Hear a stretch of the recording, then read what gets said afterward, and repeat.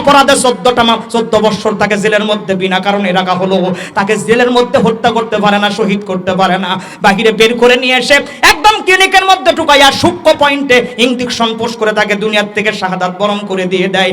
এই ইসলামের জন্য বিন্দু পরিমাণ অপরাধ রংপুরের কিছু সন্তান আইবু সাইদের ছিল না, বুলেটের আঘাতে তার বুকটাকে ঝাঁঝরা করে দেওয়া হলো। নির্মুগ্ধর অপরাধ কোনো অপরাধ ছিল না, বিন্দু পরিমাণ অপরাধ তার নাই। তিনি পুরো বাংলাদেশ চাইছিল না, বরং একটাই তার দাবি ছিল, কোনো কোটা চলবে না, মেধার ভিত্তিতে সমস্ত জায়গায় চাকরি হবে। এই একটা অপরাধে নির্মুগ্ধর কলিজা থেকে তারা ঝাঁঝরা করে দিল। গত কয়েকদিন আগে শরীফ ওসমান হাদির একদম গুলিটাকে তারা